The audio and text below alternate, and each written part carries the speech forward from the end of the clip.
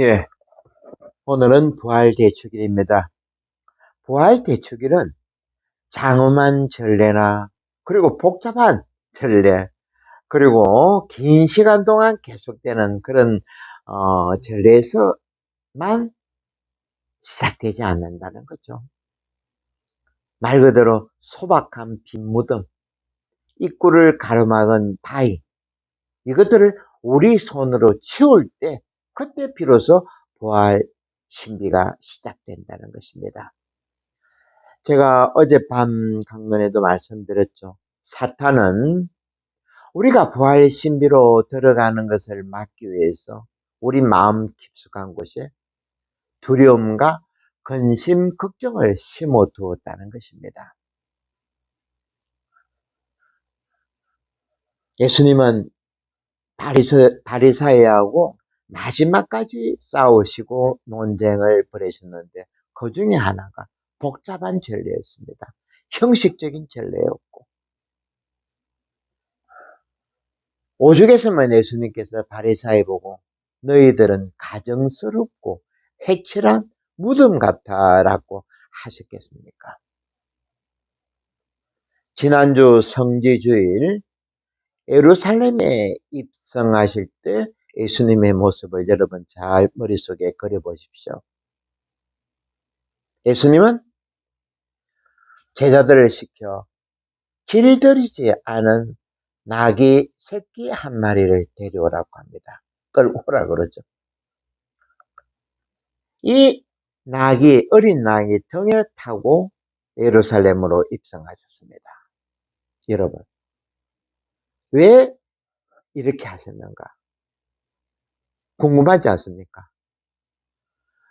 길 옆에 선 군중들은 목소리 높여 외쳤죠. 다윗의 후손, 메시아, 그리스도, 우리를 살릴 구세주다라고 목소리를 외치면서 알마가지를 흔들었습니다. 호산나 하면서. 그 정도 되면 예수님은 적어도 벤처나 아니면 제네시스 90? 뭐 그 정도는 타고 또 경비병들, 호위병들 뭐 최소한 100명 정도는 데리고 들어오셔야죠. 하지만 길들이지 않은 나귀 새끼 등에 탔을 때 어떤 모습이 연출됐겠습니까? 나귀는 뛰고 도망가고 예수님은 그 위에서 떨어지고 제자들은 도망간 나귀를 잡으러 가고 한마디로 거룩하고 엄숙한 그 고시 장면이 킥킥거리면서 웃는 그런 장면으로 역전되었다는 거죠. 왜 그렇게 하셨을까? 예수님은 대단하신 심리학자십니다. 니고데모에게도 우물가의 사마리아 여인에게도 가늠한 여인에게 죄를 용서할 때도 인간들의 거기 모인 군중들의 마음을 완전히 깨뚫어 보신 분이죠. 다 알고 있었습니다. 저 인간들이 겉으로는 나를 환영하지만 저네들의 마음을 욕심을 채워주지 않으면 바로 뒤집을 것이라고. 역시 그랬죠. 예수를 십자가에 못 박고 바라바를 놓아주시오. 외치지 않았습니까? 사도행전 10장에서 이런 말씀이 있습니다. 미리 준비되지 않고서는 예수님의 부활에 참여할 수 없다는 것이 사도행전 10장입니다. 하느님께서는 정인으로 미리 택하신 사람들에게만 나타나셨다는 것이죠. 사실 저도 부활 성냐 2시간 반 정도 하면 머리가 하얘집니다. 그리고 저는 체질상 전례보다 깍짜해진 어떤 그런 전례를 능숙하게 하지를 못합니다. 그래서 저는 군대 가서도 기본 동작들 못해서 많이 맞고, 예전에는 고등학교 때 결혼식 아니랍니까? 뭐, 앞으로 가, 뒤로 가, 항상 틀렸고, 신부가 돼서도 마찬가지였습니다. 벌써 35년 신부 생활하지만 부활 미사 때마다 참, 엉뚱한 장면을 제가 많이 연출하죠. 한 번은 이런 적이 있었습니다. 빛의 의식을 하고 이제 강론을 해야 되는데 강론이 없는 겁니다. 저는 보지 않고서는 잘 하지를 못합니다. 5분 정도를 찾았죠. 그러니까 어떻게 됐습니까? 그 아주 거룩한 분위기에 부활성녀미서에 신부가 왔다 갔다 하고 원장 스님도 제 강론사 한다고 왔다 갔다 하고 말 그대로 나귀가 도망간 꼴이었죠. 그죠? 신자는 뒤에서 한숨 쉬고 한 5분쯤 지나가지고 원장 스님이 강론을 들고 오는데 알고 보니 그때 실습 수행님이 강론자를 맡긴 강론 원고를 맡긴데 그만 그것이 강론 원고인 줄 모르고 자기 방에 갖다 두었다는 겁니다. 또 한 번은 어떤 일이 있었는가 하면 부활 빛의 의식을 하는데 사제가 부활 초에 이제 불을 켜가지고 나눠주지 않습니까? 그런데 제가 제대로 보고 있는데 제 뒤에서 신자석에서 불이야 하는 이게 무슨 일인가 보니까 제 뒤를 보니까 제가 입고 있는 흰 제이 이미 불이 붙었습니다. 꼬마가 불을 잘못 붙여가지고 제 제이에 불을 붙인 거죠.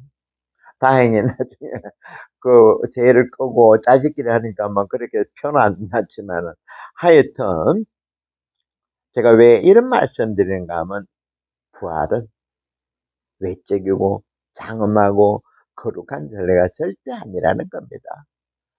좀 전에 말씀드린 것처럼 예수님은 어린 나귀, 길들이지 않은 나귀를 타고 우리 인간들의 이중적인 모습을 고발하신다는 거죠. 정신 차려라. 그리고 예수님께서 생각하신 부활은 산산조각난 죽음에서 시작된다는 것입니다. 이런 시각으로 한번 오늘 부활의 신비를 한번 알아봤으면 합니다. 인간의 특징 중에 여러 가지가 있죠. 도구를 사용하고 그리고 놀이하는 인간, 호모사피엔스 지혜로운 인간 뭐 여러 가지가 있는데 그 중에 한 가지가 두 발로 서는 인간입니다. 저는 15년 전에 허리 수술을 크게 해서 침대에서 한 달 정도 누워 있은 적이 있었습니다. 그때 알았죠. 걷는다는 것이 얼마나 인간에게 중요한 것인지를. 아마 침대에 오래 누워 있은 분들은 아실 겁니다. 침대 공기하고 여러분 서서 공기가 다른 거 아십니까? 그것은 누워 본 사람만이 압니다. 복음에 등장한 중풍병자의 이야기도 보십시오. 병세가 깊어질 대로 깊어진 환자가 자기 힘으로 일어서지도 못하게 될 때 어떻게 했습니까? 평상에다가 환자를 눕히고 지붕 위에서 예수님이 계신 방 안으로 내려보냈죠. 예수님은 그 모습을 보시고 측은한 마음으로 이렇게 외치죠. 내가 너에게 말한다. 일어나 너의 평상을 가지고 집으로 가거라. 이 중풍병자는 오랜 세월 동안 겉으로 살았었지 죽은 것하고 다름없었습니다. 하지만 예수님의 한 말씀으로 다시 살아나게 된 것입니다. 그렇습니다. 우리가 일어선다는 것은 무엇보다도 두려움에 굴복하지 않는다는 것입니다. 그래서 예수님은 우리를 종이 아니라 친구라 부르셨죠. 그죠? 그리고 성경의 마지막 페이지, 거의 마지막 부분에 요한계시록에 요한이 미카엘 대천사를 보고 깜짝 놀라서 무릎을 꿇자 뭐랍니까? 요한아 일어서거라. 나는 너와 다름없이 하느님에게 일하는 종에 지나지 않는다. 그러면서 미카엘 대천사도 우리 인간하고 천사가 같은 동급이라고 이야기했죠.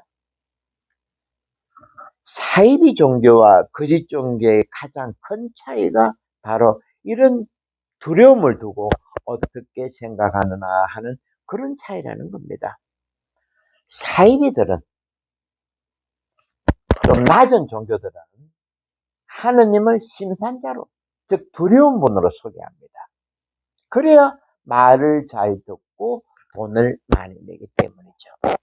하지만 예수님은 우리를 일으키시는 분입니다. 그래서 부활을 그리스 말로 아나스타시스라고 합니다.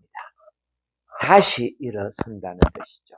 그런데 영어, 라틴어, 그리스 말은 물론이고 모든 서양의 단어들이 부활을 일어섬이라는 뜻을 가지고 있습니다. 지난번 예수님께서 라자로를 다시 살렸을 때 라자르야 이리 나오느라, 그래서 나오라는 뜻이죠. 그리고 마르코 복음에서도 소녀를 다시 살렸을 때도 탈리타쿰, 소녀야 일어서거라. 오늘도 마찬가지입니다. 오늘 부활 대축일을 맞이해서 우리들 다시 일어서야 합니다. 이것이 부활을 맞이하는 우리 첫 번째 태도라고 할 수 있겠죠. 여러분에게 멕시코의 화가 한 명을 소개하고 싶은데 프리다 칼로입니다. 프리다 칼로. 한번 여러분들 다음이나 내일에 한번 검색을 한번 해보십시오. 그녀의 인생을 한마디로 표현하자면 산산조각난 인생이었습니다. 칼로는 인생의 절반을 침상에서 보냈습니다. 6살에 척수성 소아마비에 걸렸고 이것도 부족해서 꽃다운 나이 18살에 큰 교통사고를 당했는데 그녀가 탄 버스가 전차와 충돌했고 그 충격으로 쇠로 된 버스 손잡이가 기둥이 뽑히면서 그녀의 가슴을 뚫고 들어와서 허벅지로 나왔다는 겁니다. 뭐 더 이상 말씀드릴 필요가 없겠죠. 그녀는 32번 외과 수술을 받았다고 합니다. 프리다 칼로는 본디 의과대학에 가려겠지만 이 사고 이후로 일어설 수가 없었죠. 하지만 그녀는 다시 일어섰습니다. 바로 부활의 신비에 온전히 동참했었던 거죠. 그녀가 죽기 전에 그림 2점이 남아 있습니다. 이 그림이 다음이나 내부에 나와 있습니다. 2가지 그림인데 하나는 인생만세라는 탐스러운 수박을 그렸고 또 하나는 자기 몸을 사슴으로 표현해 가지고 온데 화살로 맞은 그런 자상을 그렸습니다. 죽기 일주일 전에 침대에 누워서 천장에 거울을 보고 그림을 그렸다고 합니다. 그리고 또 우리가 부활에 대해서 잘못 생각하고 있는 이야기 하나 더 소개해 보고자 합니다. 루카복음에 나오는 엠마오 이야기죠.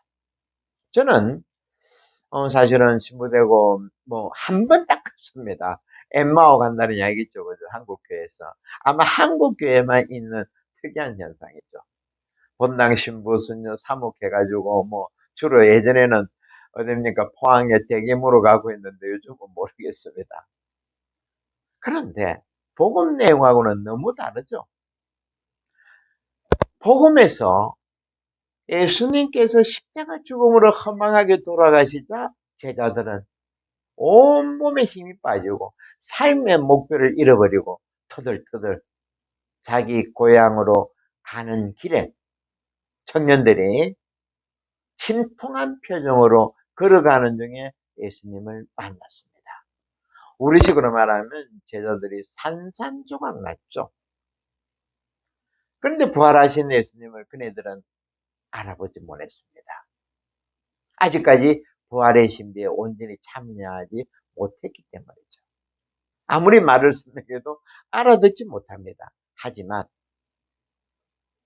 제자들과 어느 집에 들어가서 빵을 나눌 때 그때 비로소 부활하신 예수님을 알아보셨다는 거죠.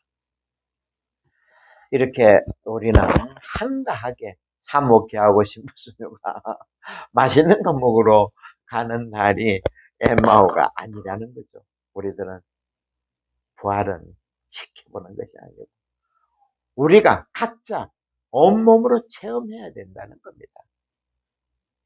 죽음과 부활이 세트처럼 우리가 산산조각 나무로 해가지고 부활을 우리는 각자 개별적으로 체험해야 된다는 거죠. 이런 면에서 호박벌 이야기를 한 가지 해드리겠습니다. 비행을 하는 모든 생명체들은 몸체가 가볍고 날개가 크지만 유독 이 호박벌 생긴 거는 말 그대로 뭐 통통합니다. 대게처럼 통통한 날개가 너무 작습니다. 몸 크기에 비해서 날개가 작아서 생물학적으로 날아오르기 어려운 구조를 가지고 있습니다. 유체역학적으로 봐도 비행이 불가능하다고 합니다. 그런데 어떻습니까? 호박벌은 모든 평가를 비웃듯이 하늘을 유유히 잘도 날아다닙니다. 그래서 다들 이 호박벌을 보고 자연의 신비라고까지 말하죠. 한 생물학자는 호박벌의 비행을 두고 이렇게 말합니다. 호박벌은 생물학도 물리학도 유체역학도 모른다. 그들은 자신들의 불가능을 모르기 때문에 날 수 있는 것이다 라고. 이 말이 무슨 말입니까? 우리식으로 말하면 내가 비록 나이도 들고 돈도 없고 몸도 아프고 또 남들이 나를 알아주지 않는다 해도 관계없다는 겁니다. 여러분, 이 호박벌이 바로 나이 들은 우리들의 모습이 아닌가 생각합니다. 남들의 평가가 인정이 뭐가 중요합니까? 비록 내가 볼 때는 배가 나오고 날개가 적고 힘이 없어 날지 못할 것들은 보이더라도 우리는 호박벌처럼 불가능을 몰라야 한다는 것입니다. 여러분들, 우리 한국의 성당에서는 잘 보기 힘들지만 외국에는 뭐 아주 그 유명한 대성당들 있죠. 돈 많이 들여 지은 성당. 그 성당들에 가보면 한결같이 스테인드 글라스가 작품입니다. 근데 유명한 스테인드 글라스를 하려고 그러면 조건이 유리를 먼저 박살을 내야 된다는 겁니다. 산산조각. 그 다음에 창틀에 놓고 이제 작품을 만든다는 거죠. 저는 부활의 신비는 그렇다 봅니다. 죽음과 부활은 하나이다. 우리가 먼저 온전히 죽지 않으면, 우리가 완전히 산산조각 나지 않으면 부활은 결코 체험할 수 없다는 것입니다.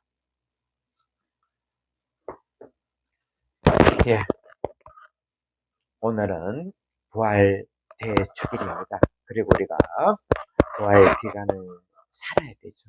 제가 말씀드리고 싶은 것은 부활이라는 것은 우리들이 다시 일어서는 것이고 또 나 자신이 산산조각 나고 거기서부터 시작된다는 것.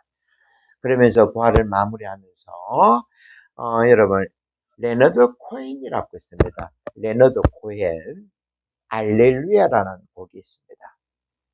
말 그대로 차가운 알렐루야입니다. 제가 말씀드린 산산조각난 알렐루야. 한번 이 노래를 유튜브 한번 찾으셔가지고 꼭 한번 들어보십시오. 우리가 이제껏 생각한 알렐루야, 우리가 이제껏 생각한 부활하고는 전혀 다른 부활 체험을 할 수 있게끔 도움된 노래라는 겁니다. 여러분들 부활을 맞아서 우리가 무릎 꿇거나 두려워하거나 근심 걱정에 빠지지 말고, 우리들의 몸이 비록 이렇다더라도 날개도 없고 보잘것 없게 보이더라도 포기하지 말고 저 하늘을 훨훨 나르는 그런 멋진 부활 체험을 다들 할 수 있도록 기도드리겠습니다. 네, 감사합니다.